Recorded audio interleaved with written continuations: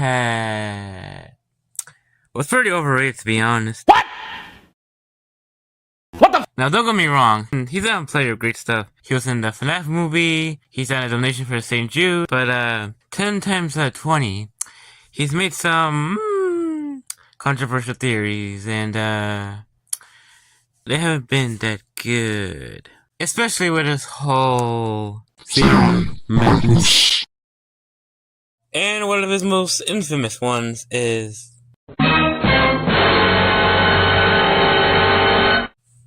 Oh no, not that one. Yeah, in case you don't know what I'm talking about, basically, we're talking about one of, if not the most infamous video Matpat ever made, Mario is Mental. And thanks to a very special friend request, I'm gonna react to this video the best way that I can. And hey, who knows? Maybe it won't be that bad, right? Well, that's just it. We don't know. Maybe something bad. Maybe something good. I guess we'll never know. Well, guess I gotta slay the beast. Over, Walter White. There's a new anti-hero in town, and his name is Mario Jumpman Mario.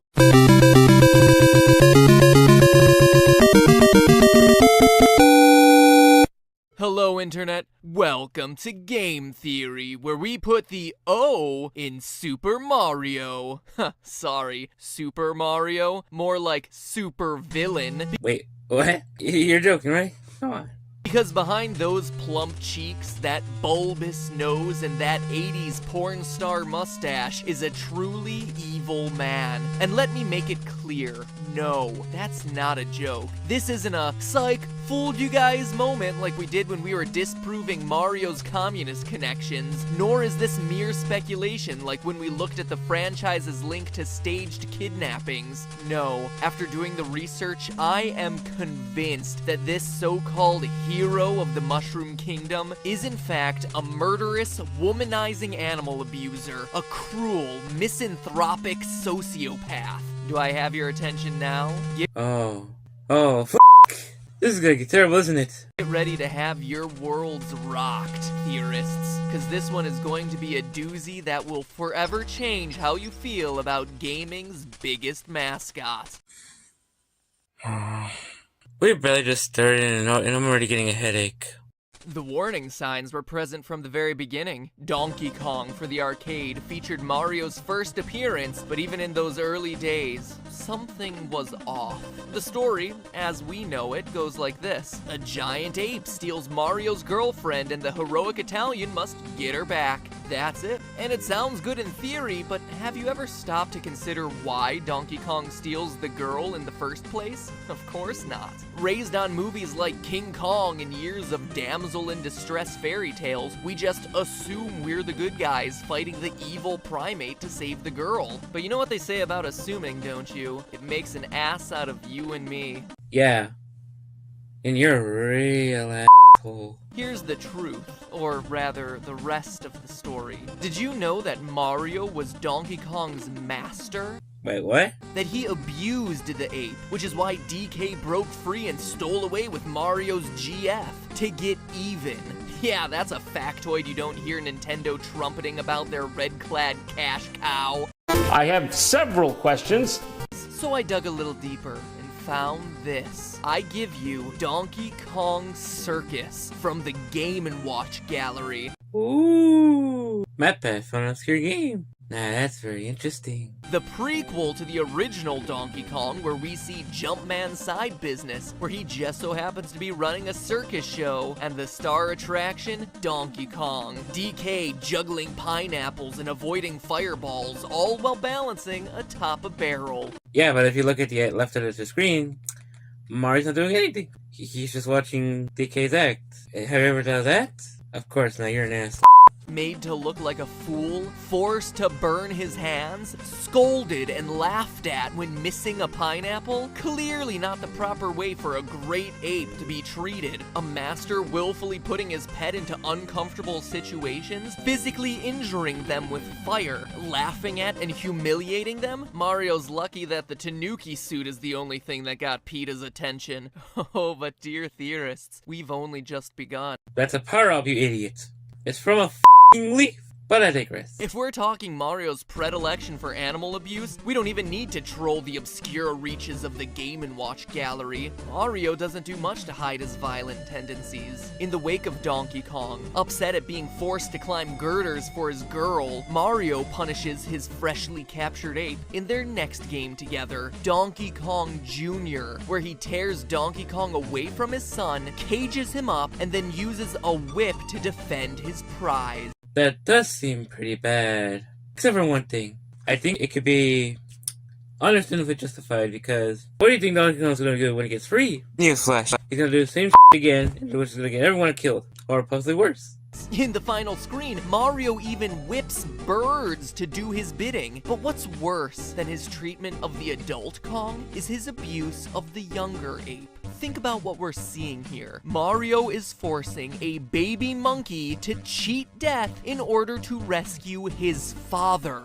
No, he's trying to stop an ape that could possibly help DK destroy the city. Cause, let me say this again, if the kid goes free, then we're gonna have a lot of issues. Just look at the utter distress and fear on that poor ape's young face. In the third screen, he uses a lever to actively try to electrocute DK Jr. Let me reiterate that point. Mario, this icon of gaming, paragon of heroism, tries to electrocute a baby monkey for rescuing his father. I mean, I know it's a bit extreme, but it's a platform game. Just calm the hell down. A father who is put in danger and humiliated in a circus show run by a red-wearing carpenter who wields a whip. This is the behavior that we have ignored and overlooked, dear gamers. I'm not so sure about that. Oh well. And this is the information that Nintendo has been happy to silently sweep under the rug. Maybe these games are a bit too complex for you. But wait, that's not all. We're pulling all the skeletons out of the closet this time. Mario is an equal opportunity animal abuser. He also hates insects.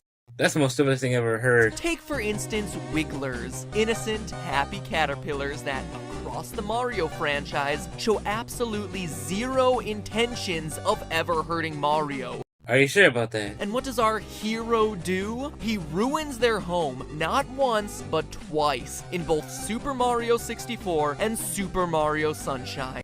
Okay, so in Super Mario 64, when Mario went down the mountain, I forget which, he had to fight off the Wiggler because he was making him pit. And also, in Super Mario Sunshine, the Wiggler was literally destroying property by destroying a sandbird egg, and Mario had to stop him. Are you stupid or what?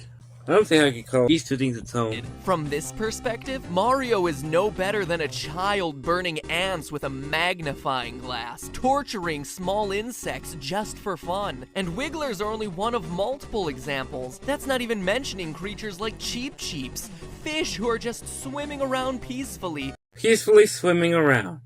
Care to explain, Matpat? Not even attacking Mario, who get targeted, burned alive by Mario's fiery vengeance. Did you literally forget the large school of fish that swim by as Mario's trying to pass through? If Mario touches them, he could either lose a power-up or get killed.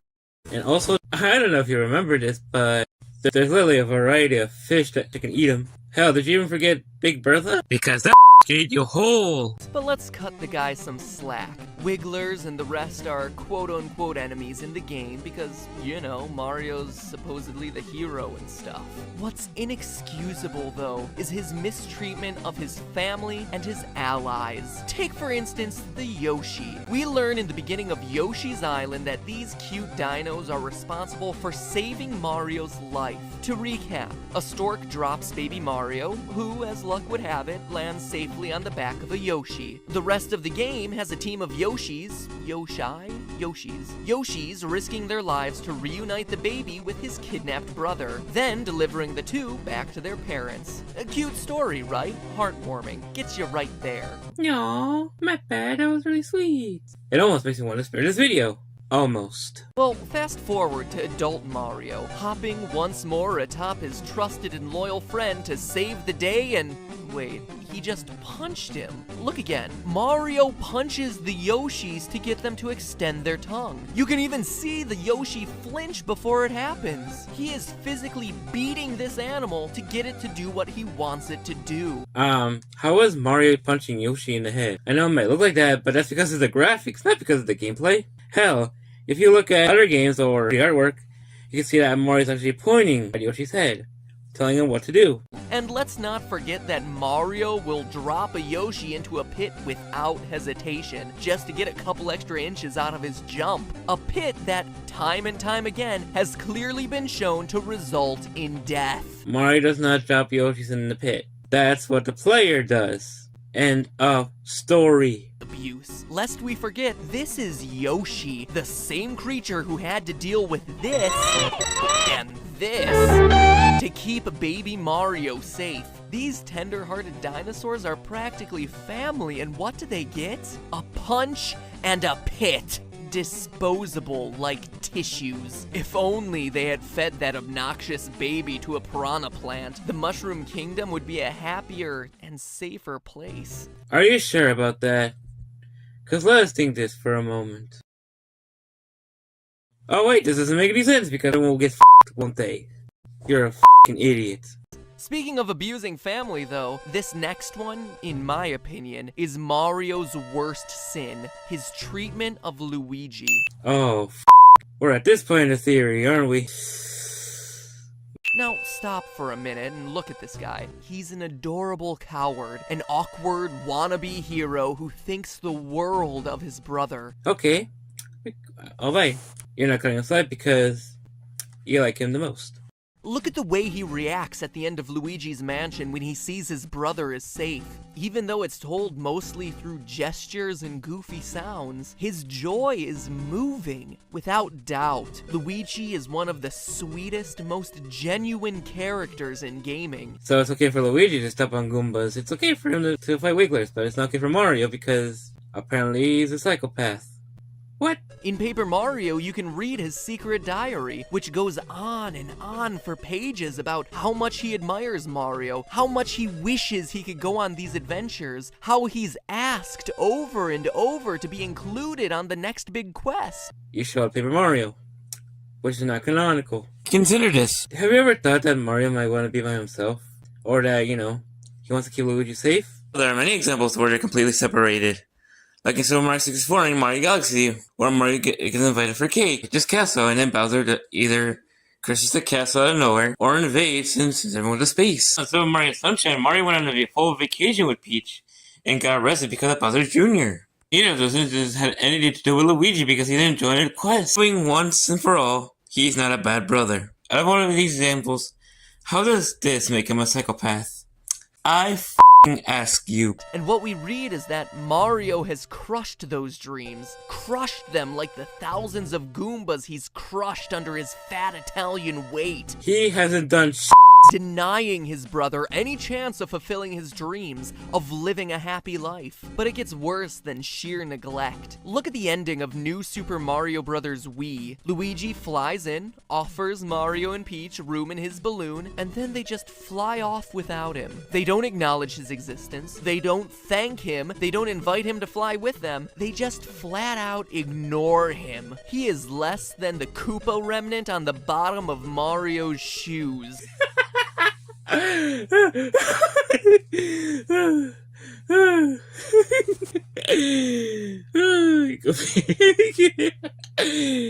goofy ass goober.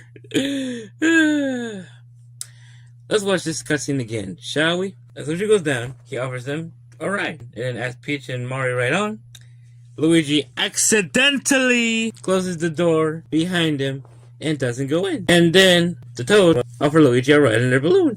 I can't believe people take this seriously. Oh my god.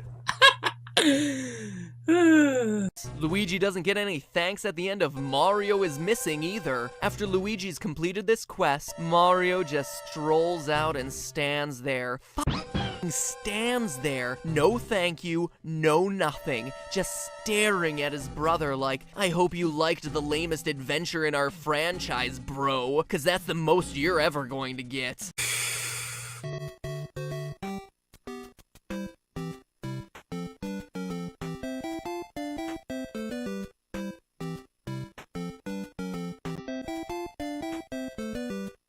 And also, there's been plenty of examples of Mario being proud of Luigi for everything he's ever done. Let's look at these clips right now. What? Whoa! Mario? Oh. Luigi, you saved Mario. I did it. Way to go. Oh. Number one. Mario. Luigi. Oh. Yeah. Way to go, bro. Thanks, bro. Mario hates Luigi, huh? Didn't think so. But what's disgusting, and I mean disgusting, is Mario's behavior at the end of Mario Power Tennis. Oh no. We're already here, aren't we? God, why do I have to make it so bad? Oh well. Can't blame anyone but myself. Yeah, we're pulling out the real obscure games to get to the heart of this jacket. Does it sound like I'm fired up? Yeah, 'cause I'm fired up. I am angry that I have been deceived by this sleazeball plumber for decades. That I have called him a hero. That I have been his fanboy. Here's why. Okay. Matpat, if you're really a Mario fan, then let me ask you this. With one simple question. Why the fuck do you say stuff like this? You fucking jackass. My head's starting to hurt. In Mario Power Tennis, if Luigi wins, this is what happens. He celebrates. For once, this perpetual player 2, this second fiddle gets his chance in the spotlight. People are cheering for him. A stadium full of people are celebrating Luigi. He's holding a trophy, and what does Mario do? The brother who Luigi would love the approval of more than anything else. What does he do? Walks up to him, applauding, laughing, slaps him on the back, and then grinds his shoe into his brother's foot, stands there, and grinds it in.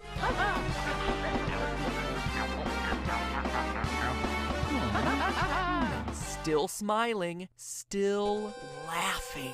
He's so unfeeling, so bereft of love or affection for anything or anyone, even his own brother. He's unwilling to let Luigi have even this smallest of victory in a game that no one cares about. And look at Luigi. His moment of glory is ruined. A brother he thought would be proud of him in this moment of victory instead trashes upon it. It flies completely against everything Luigi has ever associated with his brother, and the look on his face proves it.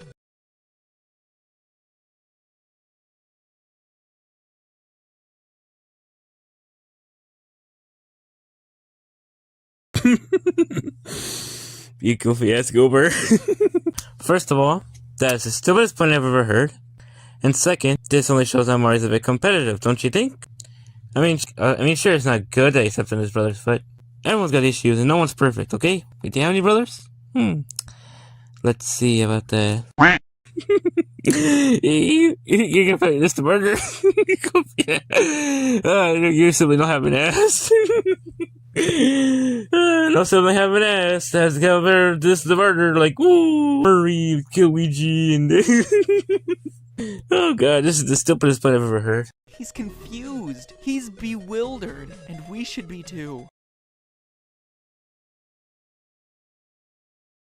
We've been lied to, and if nothing else I've talked about today shows Mario's disturbing, cruel nature, this moment, this willingness to smile in your face while doing something completely awful and selfish shows how evil he is. And you know what? There's more. Lots more. Besides torturing monkeys, besides destroying the homes of animals, beyond beating and killing dinosaurs, and beyond being a cruel, heartless brother, Mario's sins continue.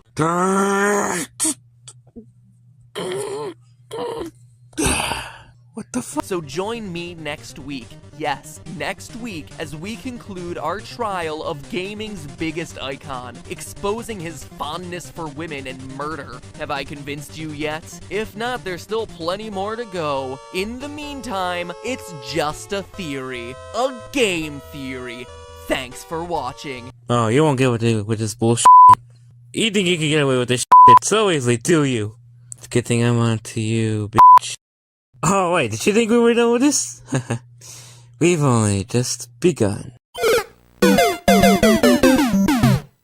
All rise. The trial of Mario Jumpman Mario continues. Witness for the prosecution.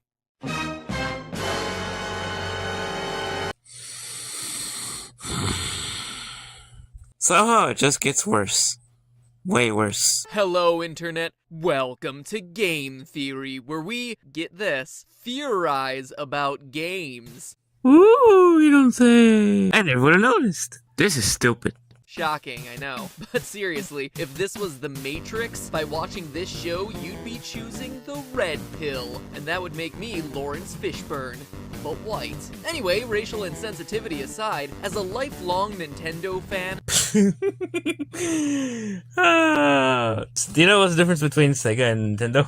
No topic has gotten me more fired up than this one. The true nature of Mario. Trust me, it gives me no pleasure to tell you that Mario is an opportunistic animal abuser or cruel, unfeeling brother like I did in part 1 of this duology, but the truth has been hidden from us long enough. Oh, off. Electrocuting baby apes, trampling his brother's victories, these aren't necessary for saving the Mushroom Kingdom. Instead, these are the moments that show his true personality, the one hidden behind his plastered-on smile and joyful Yahoo! And while last episode started the sin counter, we're far from through as we dig through Mario's betrayal of both the woman and country he's trying to save. By the end, we'll have a pretty strong and surprising diagnosis of what's going on inside the head of gaming's biggest mascot.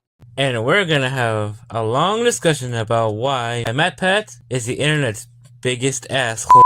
Yeah, behind that, it's just a theory, guys. It's a real asshole. He's a big narcissist, and you'll see why very soon. So let's talk for a minute about Mario the Manhole. Oh, is that what you think he is? Okay. It wasn't up calling him an animal abuser, or a terrible brother, or a family abuser. No. You had to call him a goddamn bastard.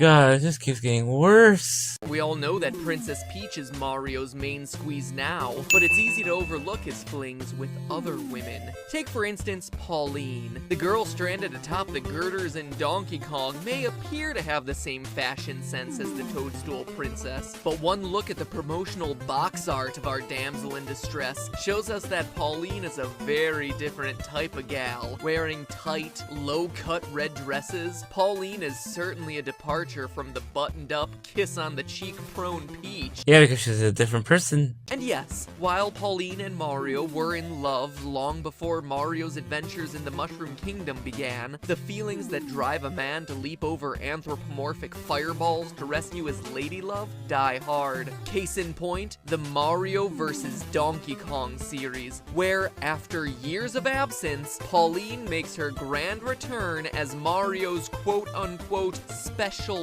guest. For those of you unfamiliar with this more obscure series, Mario is debuting a new theme park based around his hit toy line, and his VIP guest at the ribbon cutting is Pauline. No signs of Peach anywhere. Now, as a committed man myself, I speak with authority when I say you do not invite another woman as your date to any sort of function ever, especially if she is a former girlfriend. Oh, what are you saying exactly, Matpat? Can't both genders just be friends? I don't see your logic. Later, in Miniland Mayhem, she even gets her own toy modeled after her. There's no Peach toy. Wait. Mario is debuting a new theme park based around his hit toy line. You need to proofread your work, because there absolutely is a Peach toy, dumbass. And speaking of old habits dying hard, when DK kidnaps her and Mario comes to the rescue, she refers to him as her hero. No. She refers Mario as her hero, you dumbass. If there were any more red flags flying in this situation, I'd say that this was a communist conspiracy. Oh wait. Are you sure you're not a communist at this point? And before you leave waves of comments about this being either before or after a Peach Mario celebrity breakup, timelines agree that the MVDK series takes place around the same time as New Super Mario and Super Mario RPG, a point in time when Mario is very clearly committed to the Princess in Pink. And even if you don't believe in Mario timelines, Nintendo has gone on record saying that this DK is an ancestor to this one. That's stupid. Those two DKs are the same person. And if we're gonna argue that they're different, if they weren't the same DK, then let's look at Mario Odyssey, where you can find this. Yeah, gotcha, bitch. So clearly some time has passed with these two maintaining a very close relationship. Sorry, Peach. Looks like Mario may be having his cake and eating it too. Aha! I can do way better than you. Jumping over ladies is really cocoa nuts. Oh, come on, it was a good joke. But let's not forget Mario's other girl, Daisy. But Daisy is Luigi's girl, I hear you thinking. That's right, I can hear your thoughts. Stop it. Stop reading my thoughts. Daisy may be Luigi's girl now, but everyone seems to forget her origin story. Princess of Sarasaland, she made her first appearance in Super Mario Land for the Game Boy. And yes, while the manual and promotional material may bill this as Mario saving just another princess out of the kindness of his heart, He just went to Sarasaland to save her. Because that's how kind-hearted he is. I shouldn't have to tell you this, but apparently I do. there's no denying what you see in the final scene of the game. "Oh, Daisy, Daisy," he cries out when seeing her. Now, I'm sorry, but that's not how a friend greets another friend. He'll save anyone for anything. Because that's how kind-hearted he is. Mario is tolerant. He'll accept anyone or anything at face value. He treats anyone and anything with dignity and respect. He has seen too many things in his travels to be narrow-minded. More proof? Boom! That heart tells you everything you need to know about what's going on here. And once again, timelines list this game as occurring right after this. So very clearly, this is still very much a thing. Just because she kissed him on the cheek doesn't mean they're in love. Dumbass. And wait! This also means that, once again, we see Luigi getting the shaft. Mario dates a woman, tosses her aside, still expects her to play golf with them, and Luigi is left with the sloppy seconds. The hand-me-downs. The girl apparently not good enough to stay in Mario's little harem. Ugh, that was a whole lot to get over. First of all, nobody wants to hear that sappy shit. Keep it to yourself. Thank you. And second off, Mario first dated Pauline, and then went on to Peach. The original saved Daisy because she needed his help. And after that, the rest is history. So if Mario's crimes against animals and family aren't good enough, it seems he's also an adulterous plumber who can't keep his plunger in his pants. And while crimes of the heart are indeed serious, his ultimate betrayal is against the very people he's trying to protect. The denizens of the Mushroom Kingdom. Mario is a murderer. Murderer. This hero of the Mushroom Kingdom has killed hundreds, thousands of toads in his quest to save them from the evil clutches of Bowser. no. No, he hasn't. Because I can make a very simple argument. Look at the story from the original Super Mario Brothers. Quote, it's here somewhere. The kingdom was invaded by the Koopa, black magic, there we go.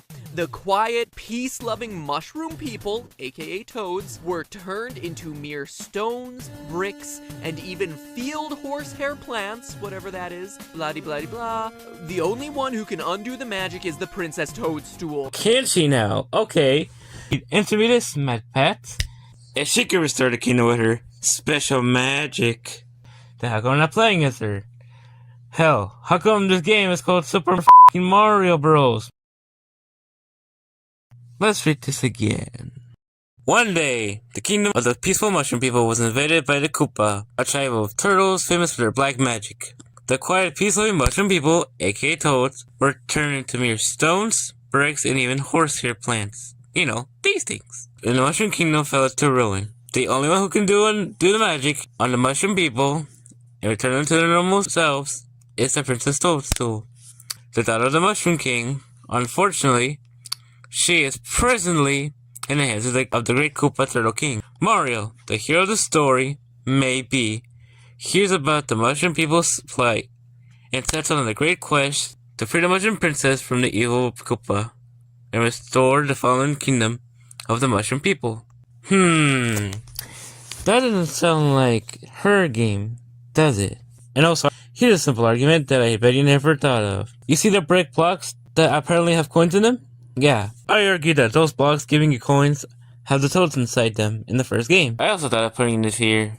Just giving you a reminder. We're not falling for your anymore. There you have it. Each and every brick you shatter is someone you were supposed to be saving. And the game takes it one step further, rewarding you for killing them, giving you points for each and every block you smash. Earning points for killing people? That's what happens when you play the anti-hero. Games like GTA, Overlord, Prototype, not Mario Brothers. Well, f*** you, it's just a game, bitch. And also, he's not killing them. As you can say later on in the franchise, they're already cured. So what's the problem?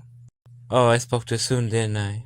Shit. And if the original games were bad, look at his behavior with a Mega Mushroom. Look at his utter lack of concern for anything in his way, knowing full well that each and everything in front of him is an actual resident of the kingdom. I don't know, Matpat. I don't remember Goombas and Koopas being part of the Mushroom Kingdom. Maybe you should read the manual again. Just a thought. He even celebrates his massacre when he finishes. That's not a f***ing massacre. He's celebrating that he completed the level. Stupid dumbass. Holy And while we're talking about his murderous tendencies, let's talk for a minute about Mario's preferred method of delivering death. Crushing. Where are you going with this?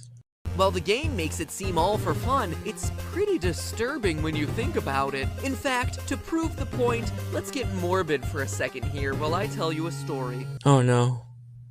Here it comes. In Southeast Asia, as recently as the late 19th century, a popular form of execution was by elephant. One variation involved elephants trained to crush each and every limb of a prisoner's body that wasn't vital, shattering the arms and legs, letting the victim slowly suffer as long as possible before finally releasing its full weight onto the victim's head and chest, crushing the bones, spraying brains and viscera everywhere.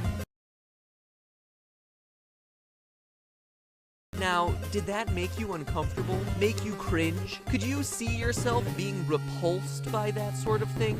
Yes. Yes, I can. God.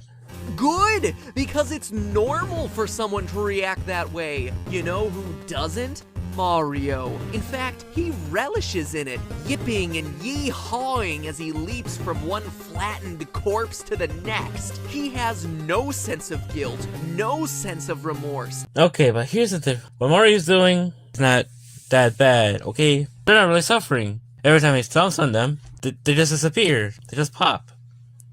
What? Oh. Police officers forced to kill in the line of duty have second thoughts. Soldiers forced to kill on the battlefields often suffer from PTSD. Bad guys or no, Mario should be feeling something, anything other than joy, knowing that he's ending the existence of so many living creatures. The f*** does this have to do with PTSD? What?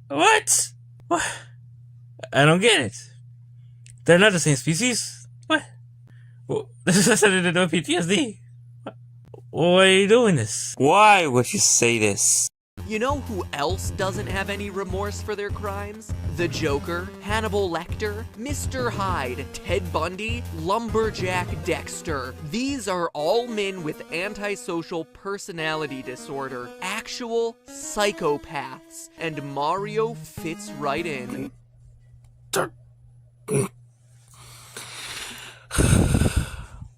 Let me get this on my chest. Liking something is one thing, but you mean to tell me that this guy over here this thing. This fucking thing that inspires my channel. This thing that inspires my life. Is a fucking maniac. That, you know, can do whatever he wants. That's funny. Because I thought you were a theorist. They're all men characterized by their inability to form attachments or have any real empathy for others, despite being charming and personable on the outside. They hold steady jobs, even have families, girlfriends, but can be impulsive and sexually promiscuous. They're manipulative. They learn to mimic emotions, despite their inability to feel them. They appear normal, happy in every sense, and yet they ruthlessly prey on everyone and everything around them, sacrificing their safety, having no remorse for their actions. Deep down, they're arrogant. Where do I begin? I don't want this in my house. I don't want to see this shit anymore. I don't want to hear this shit anymore. I don't want to hear you stutter this bitch anymore. Whew. That wasn't scripted at all. I'm sorry. It just got personal. Alright. Let's finish this. And to bring it all the way back around to where these two videos first started, oftentimes the first sign of someone with antisocial personality disorder is their cruelty toward animals. Every single crime we've leveled against Mario across these two videos fits into this diagnosis. Animal cruelty, unloving brother, sexually deviant, remorseless murderer. I can definitively say Mario has antisocial personality disorder. Behind that plastered on smile, behind that perpetually happy Hitsame is a monster. A man who has proven himself to be a threat to everything and everyone around him. Shut up. He is no hero. Shut we just up. haven't stopped to question Shut until up! You're a fucking narcissist. And saying these things is not a way you should do it. It would be one thing if you didn't like Mario. Hell, I would have only respected that. But no. You had to say with a smug grin on your fucking face, saying that he's a psychopath. You know what? You know why you're telling me this? Because you're one sick, twisted who would have thunk it? Mario, the most successful, unidentified serial killer ever. In the end though, if you think about it, it makes sense. There was only ever one piece of evidence we really needed to prove Mario's evil intentions. Damn you, blue shells. Done. So Matpat claims that Mario is mental. That's kind of ironic since you're the guy that basically said this, gave Undertale to the Pope, and said it's all this crazy shit. Is that a racist? You're not Nintendo. Mario's a psycho. Out the window. Well, except for the fact that he's a sociopath, which is still 100% legit. Leaving us with just our favorite sociopath and Mario, the guy who in the manual is described as, quote, the hero of the story. Maybe. What an odd thing to say. Apart Nintendo's roster, one character at a time. Mario's a sociopath, Peach is a bipolar dictator commanding an army of brainwashed fungi, and Bowser is a struggling single parent. And there you have it. Behind that happy-go-lucky Hello, Internet. Welcome to Game Theory. is a mental nutcase that creates theories out of his ass, did terrible things, and made this video to a person that did not deserve it. All for some sick, twisted thrills. And I think there's one way left to destroy this monstrosity once and for all. Hey, Superstar, look what I got. What's this? Why, it's a teleportation machine. I bought it off Craigslist and it only cost me $15. How do you turn this thing on? I think you're supposed to pull the switch in the back. So if I press it by the back, it will teleport me anywhere I want?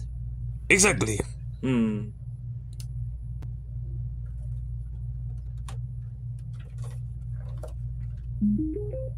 here we go. You're coming with me. Hold on. A few moments later. Matpat? Hello, Internet.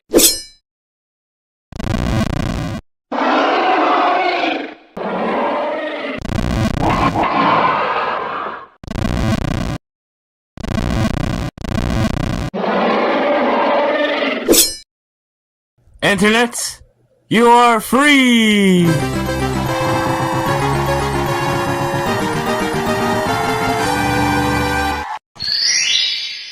Man, it feels great to be in this avatar again.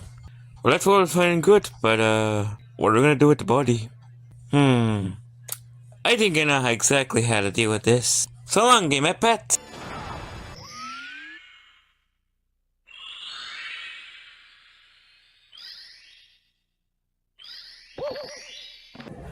I'm a superstar!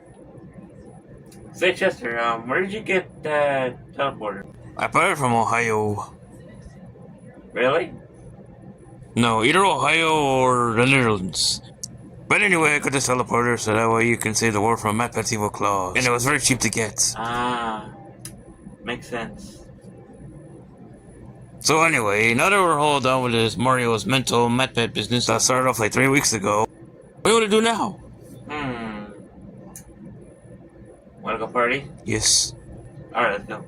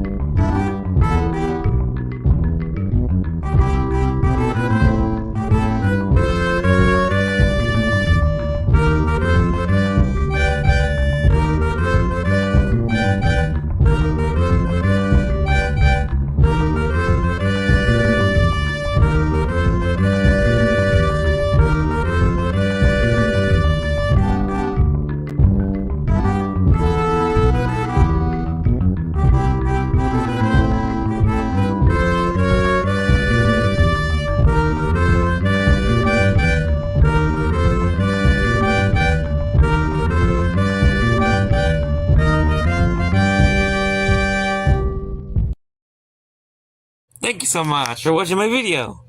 And thank you all for watching.